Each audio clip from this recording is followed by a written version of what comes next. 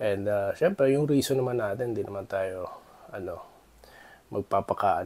hipokrito na. Of course, gusto natin ma-improve yung ating quality of life, yung ating financial. Ayan guys, so welcome back dito sa The Enrica YouTube channel. At gabi ngayon dito, nandito ako ngayon sa bahay, dito tayo sa Pilipinas. Of course, tayo po nagpabakasyon, So, little or tawag dito, konting bakasyon. Ayan, kasi nga, 5 days lang po tayo rito, So, hindi po tayo katulad ng ibang mga OFW na matagalan po, buwan, weeks or buwan na nag-i-stay. So, may mga OFW po na katulad natin na araw lang po ang inaalaw ng company para po makapag-vacation, ayan, or vacation leave, At kailangan namin i-manage ng husto yan, And of course, sa 5 araw, kasi bukas na po ang balik natin. So, we make the most of it. Ayan, kumbaga, yung mga bagay na dapat natin gawin, mga importante, mga reasons, may mga checklist tayo eh. So, lahat naman yun nagawa natin. Ayan. At, yun nga, bukas, babalik na naman tayo, as OFW sa Singapore. Ayan. Sa Singapore po tayo, At ang work po natin doon is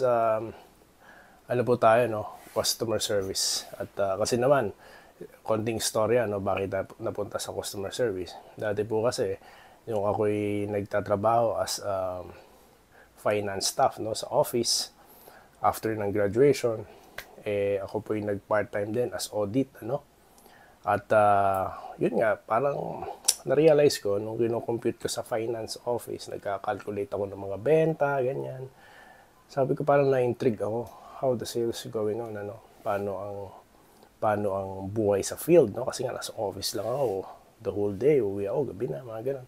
So yun nga, sinilip ko yung operation side namin.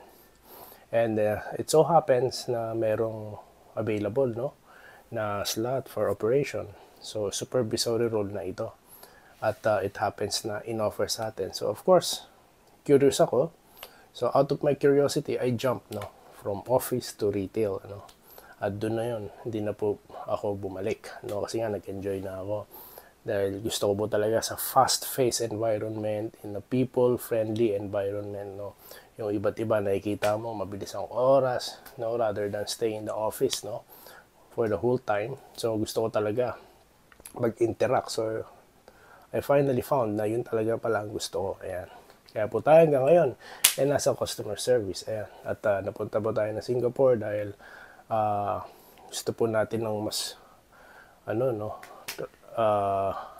wider range. Ayan. Ma-enhance pa natin yung ating capability to the highest level. And of course, Singapore yan. And syempre, yung reason naman natin, hindi naman tayo hipokrito na. Of course, gusto natin ma-improve yung ating quality of life, yung ating financial stability, Kaya kailangan po natin mag-upgrade. Magpunta po tayo na abroad.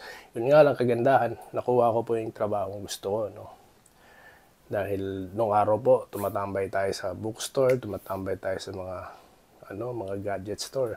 Who knows na i-handle ko pala yun, And meron pa pala, gusto ko dati yung tawag dito, mag-manage ng mga CDs, alam niyo yung video CDs dati diyan dito sa atin sa Pilipinas, diba, may video CD pa nung araw.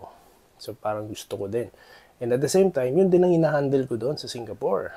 So talagang masaya, At di ko namalayan sa mga posts ko sa Facebook, kinukwento ko yun na pagka gusto mo talaga yung ginagawa mo, di mo namamalayan yung oras. So yun po, up to now ang ating work dyan sa Singapore at may major changes po, So soon, i-reveal po natin at yung magiging direction pa po ng ating OFW sharing. So yun nga po, as we go along sa mga susunod na episode, yun na nga po, mag-start na po tayo mag-share, ng ating mga experiences, bilang OFW, sa matagal ng panahon. Matagal na yun kasi 10 years na, So I decided nga na aside sa aming mga travel, hiking, and sports, tama naman na siguro mag-share tayo ng buhay OFW. Ayan. So, yun lamang po, ating topic sa ngayon. At gusto ko lang mag-vlog dito, dahil tayo I believe link pa rin to sa pagiging OFW dahil tayo po yung nagbakasyon, no? At yun nga, most of the time nasa family lang po tayo, no? Yun naman. At yan po ang ating sinishare, no? Sa ating sariling page. So yun lamang po, no? At magkita-kita pa po tayo sa more on OFW